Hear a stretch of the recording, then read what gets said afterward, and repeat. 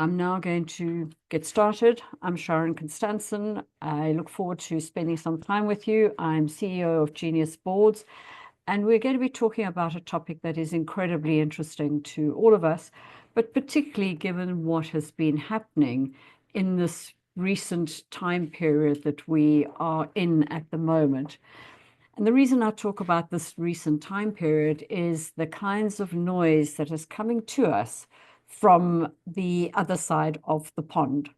So I'm going to get started. Michael Cole-Fontayn is with us, but he is trying to handle some of the challenges at the moment.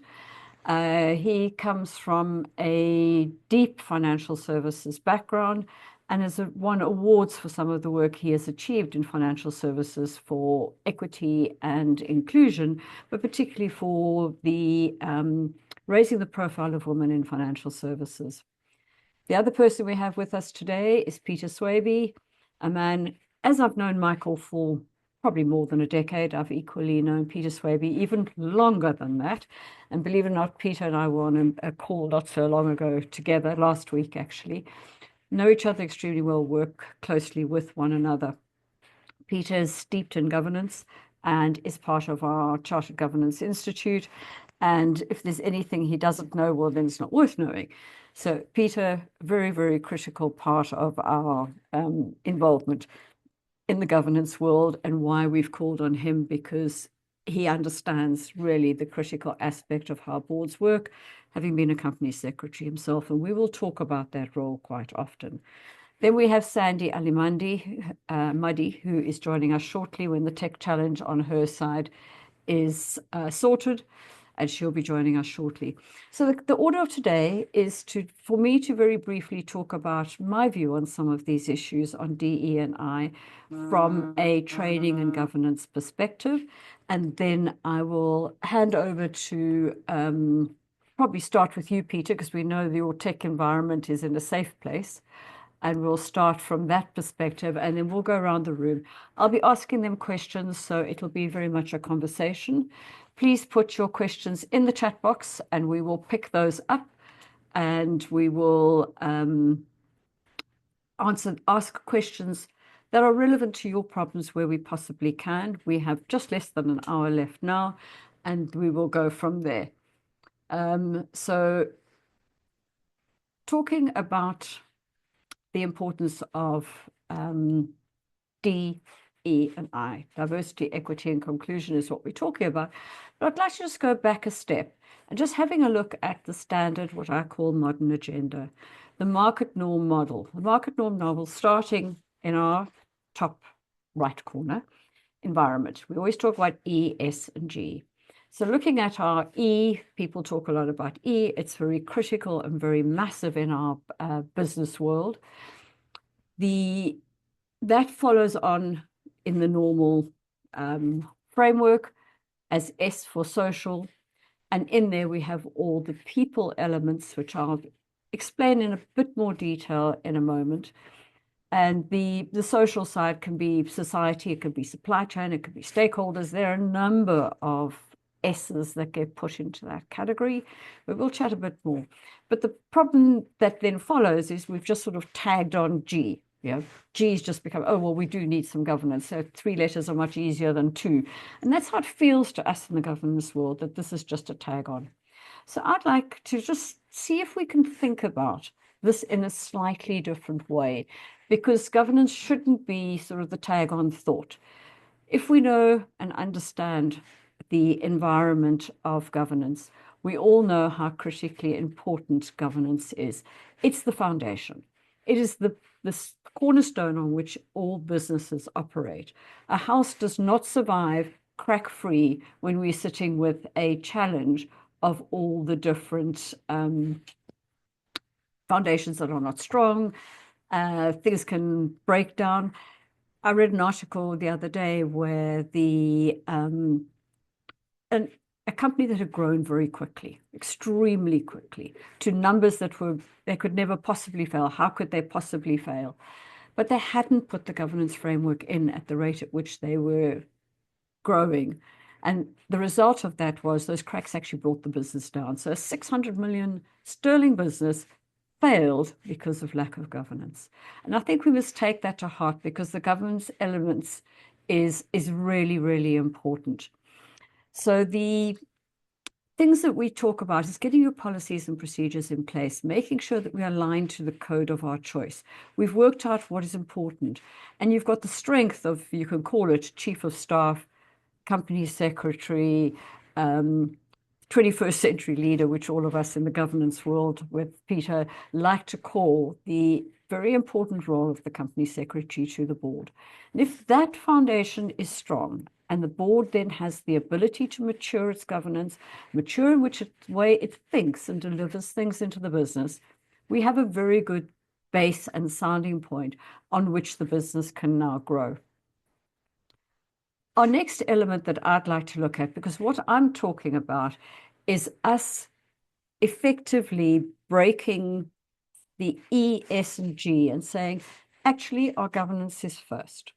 Let's make it G, then let's look at our society. So if we have our society, we build on the foundations, we're building onto our society our people. How do we treat our people? How do our stakeholders work? How do we communicate internally? How do they support us? How do we set an environment where we get the right talent and the right people into our organization? How do we build all the diversities into our systems?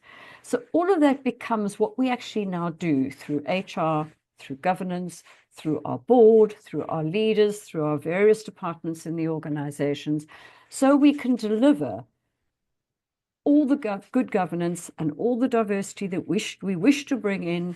We can deliver positive decision making. We can get our boards to be effective because they're leading with this focus. We now have created an environment that we have some headspace. People are doing their job. They're building on a very sound foundation. And we can now give ourselves the headspace of business to say, what else should we be looking at that is critical for the long-term sustainability of our business? And that is critically important. We always have to look at that. What is right for all our stakeholders, for the entire business, so that we are here long-term. So we've got our foundation, we've got our people, now we've got our environment. Now, whether that is carbon, reducing plastics, whether it is worrying about global warming issues, are we financing with the right ethical investors? Do we have the right people coming to our business? Are we investing correctly? All the things that are very encompassing within the word E of environment. It's a massive topic, massive, massive, massive topic in itself. But these are the things that we can now look at if we've built a sound environment. So we then come to the social, the society, the middle one of our G, S, and E, being the society part of it. Let's break that down. We always talk about DE&I. It's in the topic of our agenda for today, because this is the term we all know it by. It's become a common use one. We do see various variations within organizations where they put the I's and E's in different places, the D's in different places. But here's our version. This is the genius version of saying we need to look at inclusion first, then we look at equity, then we get diversity. So if we look at inclusion, it's through the society we're talking about now. It's through our equitable policies, through our HR process, being the right organization to get the right talent. We've actually have a governance policy around having a mindful and inclusive mindset of our people and our stakeholders. We've treating them fairly, we've created the right policies internally, and everyone is treated in an equitable manner. And they're now in a safe place. So psychologically, our people are safe in our space. They now are empowered to speak up. The outcome is we're having a diversity that is powerful for the organization.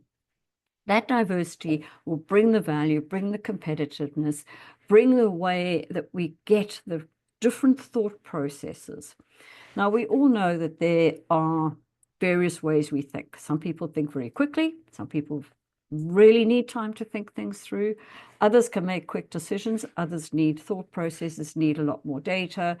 And together on boards, we find all these thinking styles. We have different balances of IQ and EQ within our boardrooms, within our departments, within our leadership teams.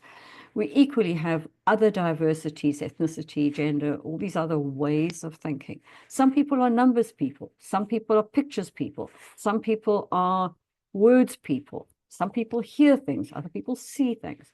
So all these diversities are critical and need to work together in a team effort so that the environment that we are building as a board, we actually have diversity of thought, of engagement and contribution as a natural outcome of all the things we've just been talking about. So it's not diversity for the sake of diversity.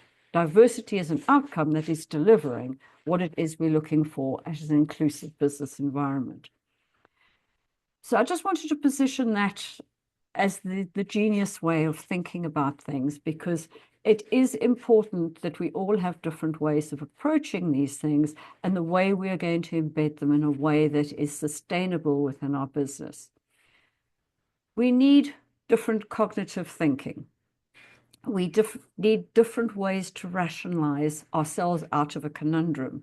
We need clarity of thought of the different people that we have in the organization. We need the experience. So now we're talking about the cognitive and experiential way in which people think. That hurt last time, I don't want to do it again. You know, and if it won last time, I make the assumption through my bias that it's going to work again, which are not quite the way life really works. So we're sitting in an environment globally at the moment where we have deep economic pressures in just about all parts of the world. We have very deep political pressures because I think it's something like 68% of the world that voted in new governments, which was way over the majority of the countries in the world, actually went through radical change. That radical change we are now feeling is a very prickly, very uncomfortable global environment that we're working with. And we have a gentleman on the other side of the pond who's throwing his trump cards out the pot all the time. And we are seeing global impact of that behavior within the US and within the global environment that we as businesses are having to challenge and work with. So it is important that we recognize as boards we don't exist as an island within our economy or within our industry or within our country even. We are actually boards within a global environment and impacted by global phenomenon that are actually probably the worst, second to a world war, that we've ever felt in business environments before. And it's in this context that we want to talk about DE&I and how do we support our people to support our businesses, and we've put the governance in first so that we can achieve the other two outcomes. At this point, I'm going to stop speaking. I've done my fair share now. We're going to go into conversation, but before I do that, I'm just going to check whether we have our other panelist. She is with us. I will look for her and uplift her into the panel. And we have got our other two panelists here. And Michael, if you've just got a moment to unmute and say, can we hear you? Hello, Sharon. Yes. Right. Peter, you've been with us the longest here for the last while. And given that I've talked about governance being an absolute foundation, welcome, Sandie. Thanks for your patience and for being with us. Peter, from your perspective, let's just look at some of the governance elements first before we talk about what boards are doing. You work with regulators, you work with governance professionals, you work with chairmen, you work with company secretaries, directors, and you've got the framework of our governance environment in which the UK operates. How do you think boards are managing at the moment, and what gaps do you think exist? And we're talking generally, obviously. What sort of examples do you see where boards have this gap in the way they are approaching diversity, equity, inclusion, the right mindset, and equally the governance of all those elements? I think boards are improving. If you look at the FTSE Women Leaders Review, for example, if you look at the Parker Review, you're seeing improvements at the top end. in the FTSE. It's maybe not improved as much as I think many of us would have liked, but it's improving. And when you consider back where we were when they first started off with the Davies review, 12 years ago, it's light years on from that. Where I'm seeing the gaps mainly are in the smaller companies and smaller quoted companies. And one of the challenges for them is that they typically have smaller boards. And if you have a smaller board and you're wanting to get the very best possible people on your board, there is a temptation to think of, sort of diversity is a nice to have, but it's not a core part of that. And I think that's where some of them come from. Even those who are doing their best are sometimes struggling with it. Mm-hmm. And for me, I think part of that is around a sort of a gap in terms of the flexibility of thinking that they have. So, for example, how often do you see in an advertisement for a non-executive director something which says something along the lines of must have been chief executive or chief financial officer at a FTSE company? Now, by saying that, you are automatically reducing your pool of potential candidates. Now, that's not to say that a CEO or a CFO of a FTSE company wouldn't be a great non-executive director. They probably would be. But also, so would an awful lot of other people who've never been one of those things. And I think that flexibility of mind is the area where a lot of boards, particularly in smaller companies, do seem to be missing out. I can ramble on about this for hours if you want me to, but I think I've probably... No, thank you. We've got lots of questions to get through. While we're talking about the governance of diversity, conversation you and I were having last week was around the role of today's nomination committee. We always used to nickname it the poor cousin, the one that people gave the least attention to, probably structured incorrectly, had the wrong members on it, and probably had a mandate of we'll call a meeting ad hoc when we need one. And I think we've all seen potentially some of the risks of that attitude towards a nomco. I know we were talking about nomcom the other day, so both are used in a business environment. But the nomination committee, can you just give me your views of to what extent that role is important and how we might be seeing that maturing in businesses today? Okay, well, don't tell the finance people on the call, but I think it is comfortably the most important committee because it's the committee that sort of, if you like, selects the people who are going to be on the board and therefore the people who are going to be on the other committees. And that's not to say that the role of Audit Co isn't really important. It is, Risk Committee likewise. But if you haven't got the right people in the room, you're not going to have the best committee you can have. So for me, I think the nomination committee is the most important one.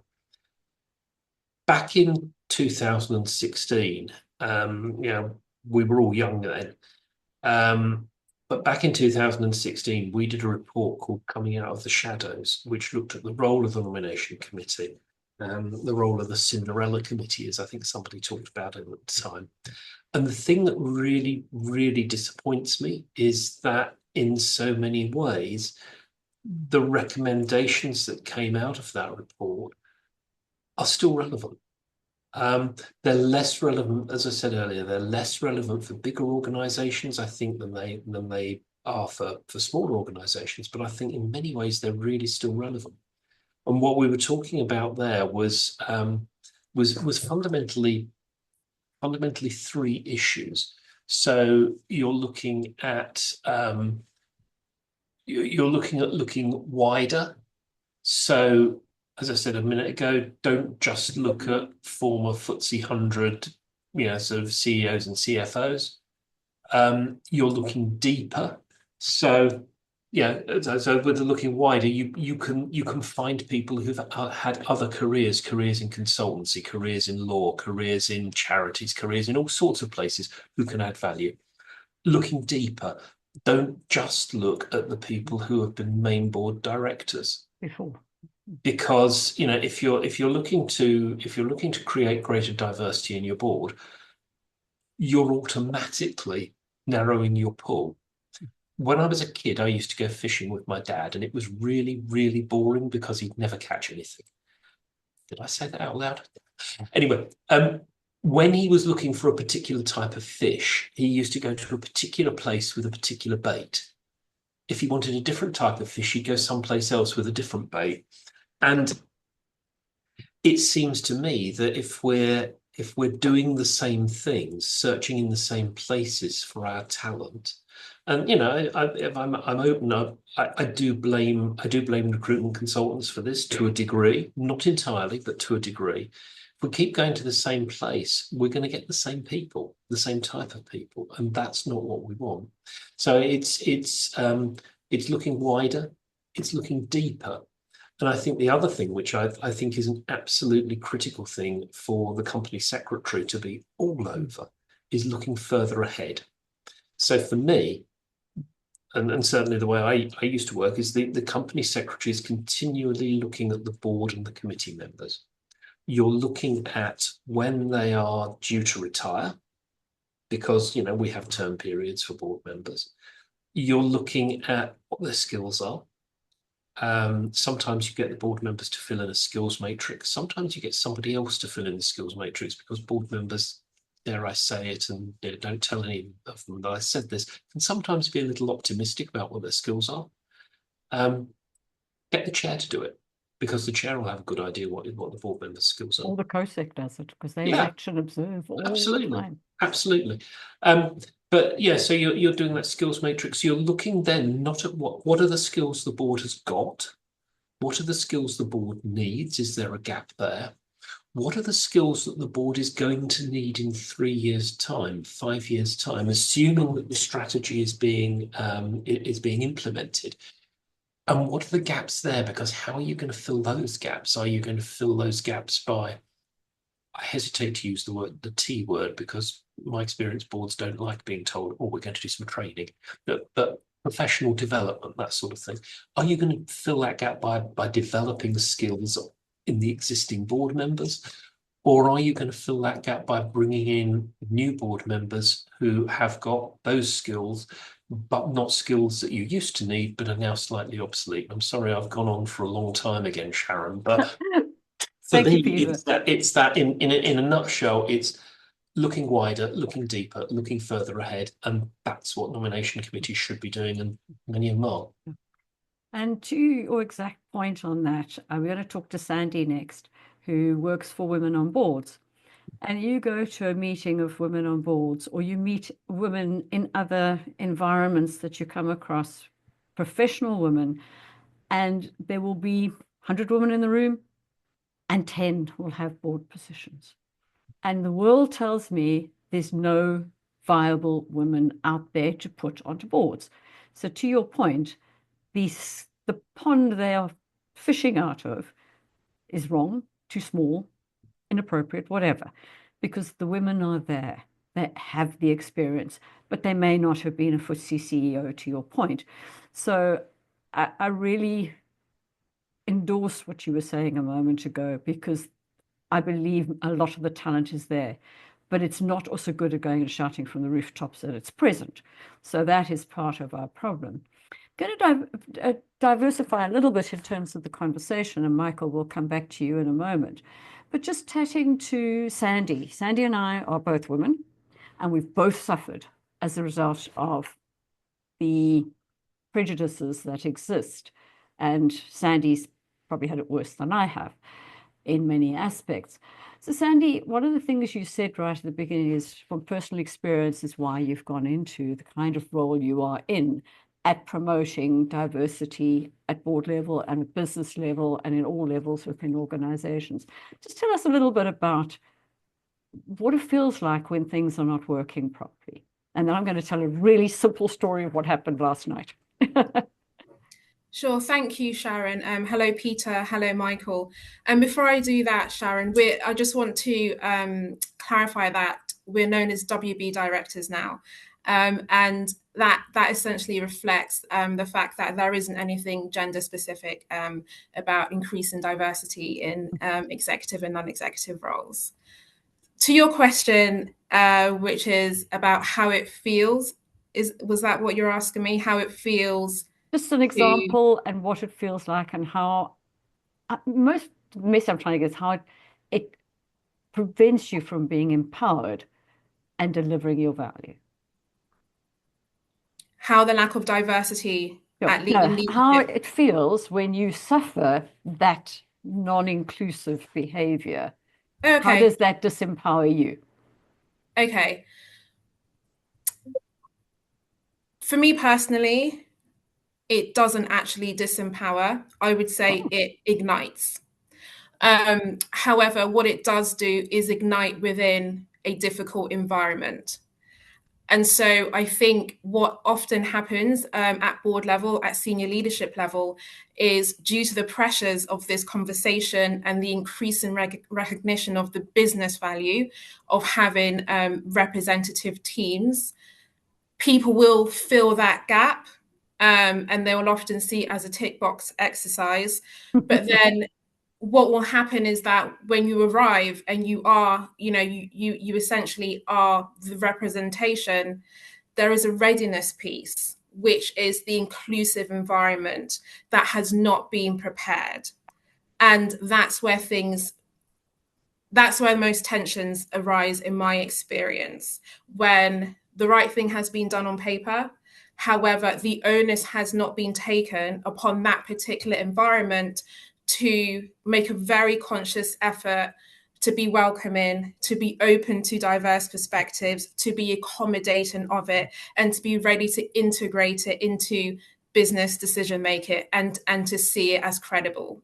And to listen to it. And to listen. You're absolutely right. And to listen. And I think what this then leads to is a little bit of leadership and board arrogance. And there's a difference between cultural influence, which I think boards are trying to get to, and board arrogance. Mm-hmm. And the very subtle differentiator is the understanding of nuance, which is why I speak quite a lot to this element of inclusivity and how it's necessary to exist, but in an extremely conscious manner. Yeah. I'm going to tell two very quick stories. I was doing a board evaluation in the financial services sector, and the behavior of the board was absolutely shocking. It was at the time when the FCA was and the PRA were encouraging boards to bring diversity onto the board, so not everybody was a banker or financial services, to be broader. And we needed to bring other talents, and particularly that will represent the customer, which this organization did. All the right things to do, and they did it. But the behavior was so appalling in the boardroom environment where you had male bankers. And they could not conceptualize how you could have a female non-banker on the board. It just, as a psychological, they could not accept it. But they didn't realize they could not accept it. They thought they were doing all the right things. So, bless their souls, we had to train, educate, that actually your behavior is so exclusive, it's frightening. And they kept saying, we can't have someone like this. This doesn't work. They're not a banker. They're useless. How can they be of any value? They're not a banker.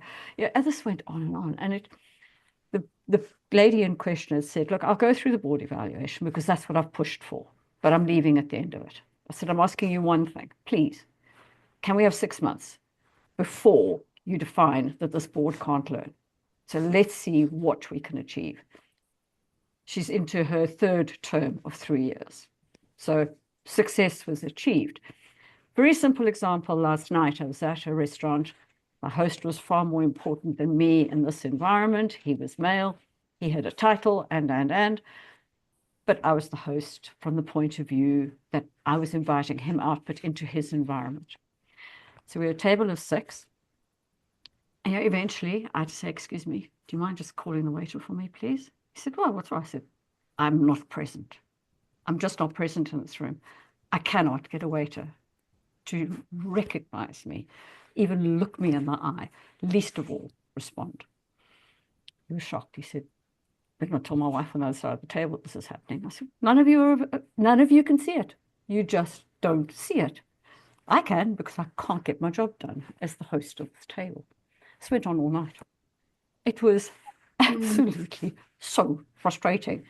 But I kept my calm and didn't show what I felt I wanted to show in this process. So it's alive and well and present still. So to all of you listening, be more mindful of what's going on around you in all respects, because stuff is playing out and it is quite difficult to manage. But I'd now like to just move us across to financial services, to Michael Cole-Fontayn, who has all the accolades for doing all good things in that industry to promote and to drive the right inclusive culture from the top. Because if you don't get it from the top, from an ethics point of view, from a tone point of view, from a leadership point of view, we're not going to get it. It's not going to work. Nothing below that is going to work. So the question, Michael, and welcome. Lovely to see you here. We work together in CI as the I at the moment.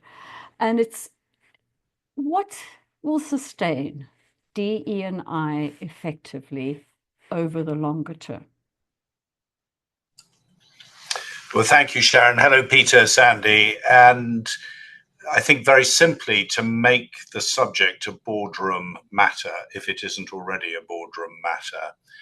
And I've just come out of a couple of boards in the last 10 days, and I can tell you this has been a boardroom matter, because for all his many talents, the President of the United States is nothing if not a galvanizing influence. And certainly this is very much a boardroom subject.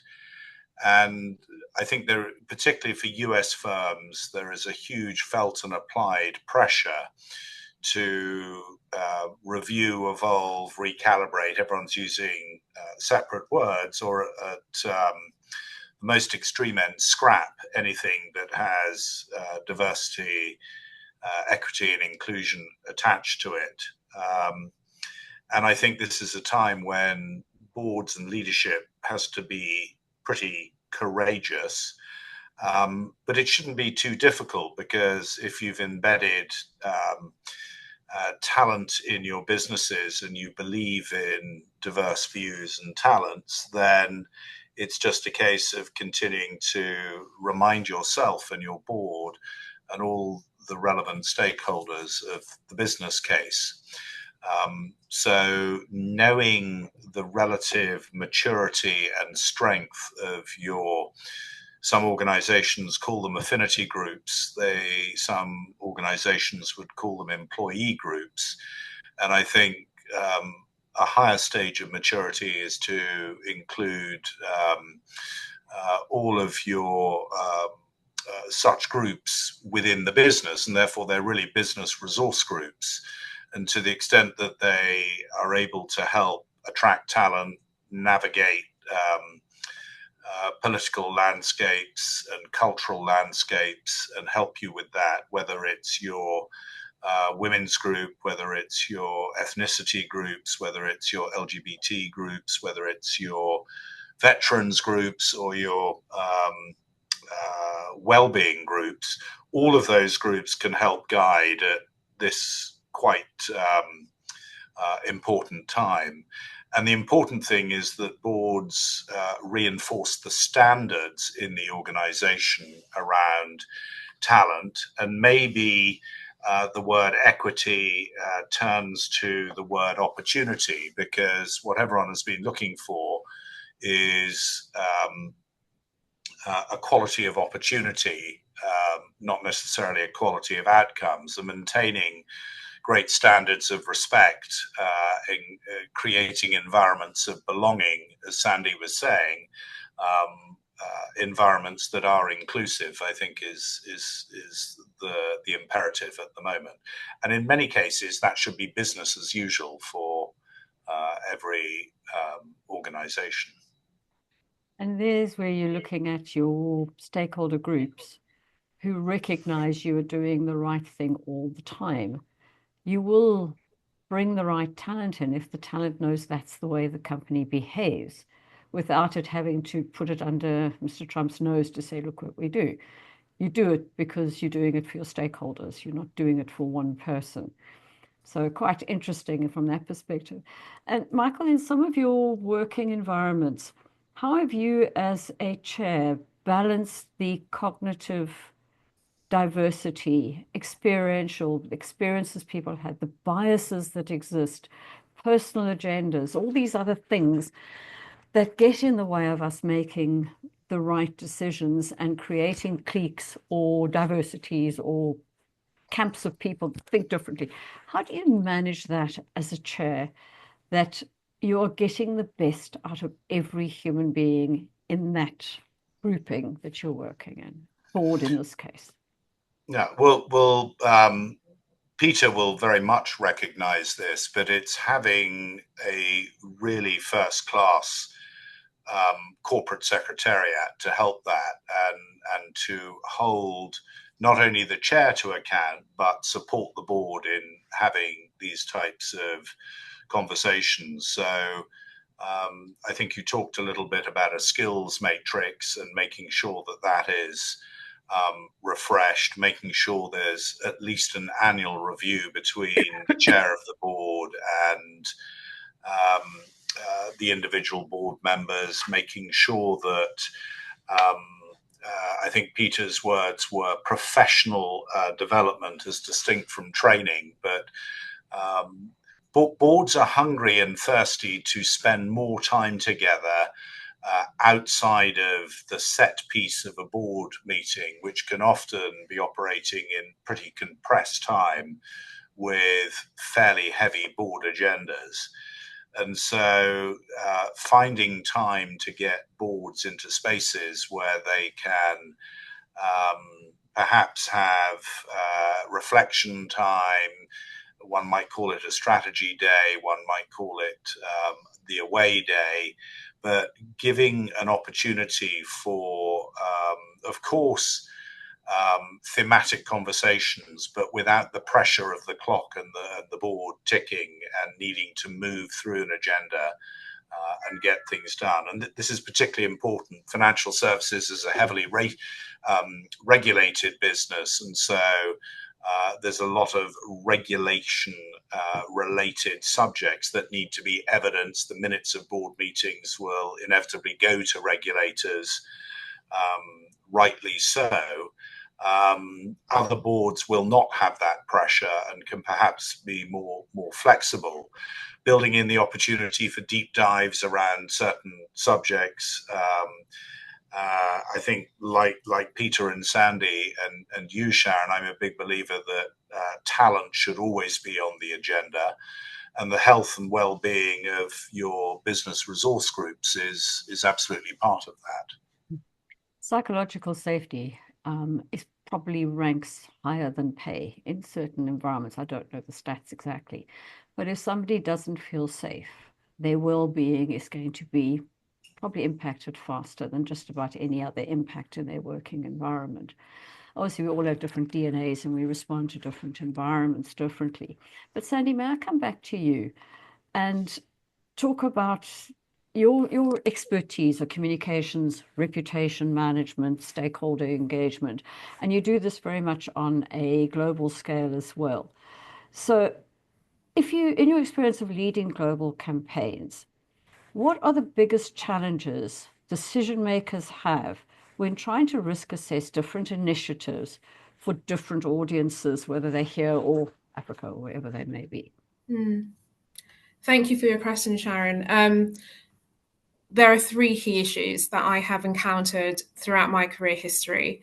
The first is this issue of groupthink and a complete lack of diversity of thought, which is a huge problem when you are designing campaigns for international audiences. And it just comes back to the point that boards will recognise that theoretically there should be an understanding of the consumers, the stakeholders, the audiences that they are working with, who are buying their products, who are engaging with their products. However, the depth of the application of that has often been missing. So, and I mean, the fantastic solution, of course, is to just have representation on your decision making teams, and then to take it a step further by listening. But it's not always as simple as that, and it just often boils down to groupthink taking over, even when those people, diverse voices, are actually in the room. So again, we're talking about that point on inclusion again. The other issue that comes up quite a lot is an arrogance. So lots of brands, lots of businesses will rely on historically the sort of level of fever pitch that they have held in a market over many, many years. And I have found that there has often been a disconnect between that and the current climate, where it's very digital, very quick, very much audience-led, very much audience-driven. And the audience has all the power nowadays. Your brand position can be toppled within seconds, and it can take decades to rebuild. So there is again, it comes down to thinking. There is a level of attitude, of thought that isn't being stretched enough, that isn't being allowed to be undermined, because that needs to start happening at the very highest level. Those, I'd say that those were the key things, Sharon. Those were the key issues, I think, that when it comes to international campaigns and connecting with consumer audiences all over the world, it boils down to the different levels of thinking and how present or not present they are. When you're looking at employees and them feeling empowered, yeah, in your space, what would you recommend boards, the HR element, the company secretarial elements of the business, what should they be focusing on so that their employees can get their job done? Well, I'm so pleased that you asked me this question, because we must remember that boards have a duty of care to employees, as well as society at large. And I want to highlight something that Peter, you said, when you were discussing the widening and the deepening of the pool. That's extremely relevant, but I think it's also really important to empower and to encourage people to reach. So I think planting seeds of ambition amongst employees, providing them with the tools, equipping them with the know-how to open their minds to apply for board roles, and to understand that that is an option to them, and that non-executive board roles are an excellent career development option and should absolutely be integrated. So I think bringing that awareness to light, and it's a massive part of the work that we do at WB Directors, drives a huge sense of empowerment amongst employees and gives them a fantastic sense of possibility. Thank you. It's interesting from the point of view you're talking about internal empowerment of diverse groups of people.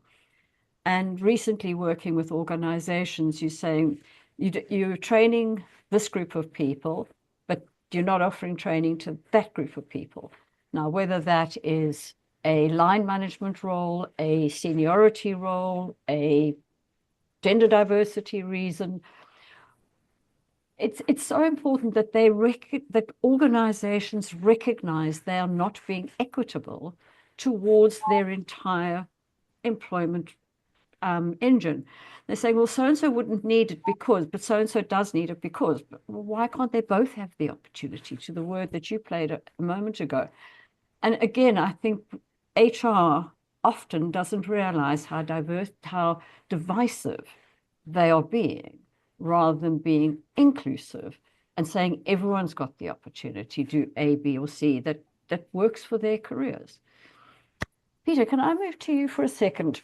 We talked about different committees a moment ago, and one of the committees that is, particularly because of financial services and because of the 2008 crash, we now have a very strong, particularly in financial services, area of risk management and risk management committees and the kind of work that they do.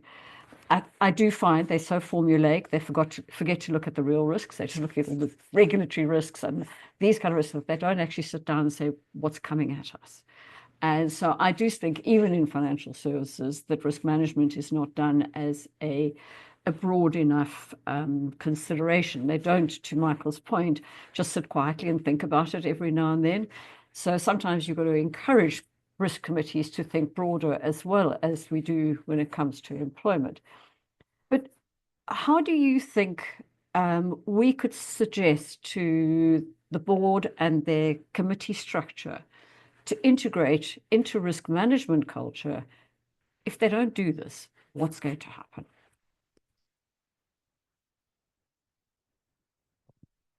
You're on mute. You'd think after 5 years. But anyway, yeah, I think that's a really interesting question, because I think one of the, to be clear, I'm a recovering banker, so I used to work in a bank, so I've seen this sort of thing. I think it is a really important issue. I think one of the things that risk committees can, I nearly said risk doing, but can fall victim to is going too deeply into specific issues, going down rabbit holes. There are executives available to do that. That's what they're for. The risk committee is as I see it, is a role of oversight, is making sure that the people within the business responsible for dealing with risk are having their noses held appropriately to the grindstone, and making sure that that's happening. So I think that is important. I think one of the things for me with risk at the moment is around the sheer unpredictability of some of the things that we're seeing coming out of the United States, but also the impacts that follow on with those. And I suppose the frustrating thing for me about the, if you like, DEI pushback, the ESG pushback that we're seeing there a little bit, is that, to my mind, both things are absolutely part of doing good business well. Doing good business well surely means thinking about the sustainability of the business that you're running. Doing good business well surely means making sure you're maximizing the pool from which you are selecting your leading people. If you're not doing that, I don't think you're running the business properly. So to me, it's absolutely part of good business. It's not a fad. It's not a sort of an add-on. Sometimes I think one of the challenges and perhaps one of the causes for this approach that we're seeing has been that it's sometimes been presented as a little bit of a finger wag. You are not dealing with diversity properly. You should do X, Y, Z. We all like to think of ourselves as nice people. Almost all of us, we all like to think of ourselves as not, sort of sexist, racist, whatever. And therefore people get defensive when they're challenged. And I think there have been some occasions where they rightly need to be challenged, but there have been some occasions as well where it's been perhaps addressed in a slightly too confrontational way, rather than presenting it as being something that is just good business sense. For me, I think you're right, Sharon. I think the issue with the risk committee is, well, what are we risking if we are not inclusive in terms of the people that we have? We are risking not maximising our own talent pool and the talent pool that is available to us. Which is long-term succession planning. Yeah, absolutely. It's a risk issue. Hugely. Can I take a different stance for my last question, Michael? You mentor many people, and I've seen you chatting to youth, women, people of color. You mentor a wide variety of people, and you must hear their concerns, their frustrations, their experiences. How would you recommend somebody that is suffering the wrong side of inclusivity under DE&I, how would you recommend that person works with the organization they either want to join, the environment they want to join, or the company they're already in? What can they do differently to help themselves? Well, first of all, always get away from bad bosses would be a top tip. And I think have the confidence to have your own independent personal development plan that is maybe distinct and separate from anything that the organization might require you to have. And I think thirdly, invest in your own personal network and networking. And not everybody has that opportunity within their organization, but it would seem fairly obvious that if you have well-resourced, quite mature business resource groups within your organization, then look to join them, and maybe not necessarily look to join the most obvious ones, so that you can find a community which you might be able to learn from. I think the other thing is to seek mentorship opportunities that are safe spaces where you can have good quality discussions outside of your organization. And you might find that in another business, with a client, with a vendor, with a professional organization. Certainly Sandie's organization I've known for many years under its former name, but WB Directors. And then I think there are also opportunities to continue to keep up your professional learning.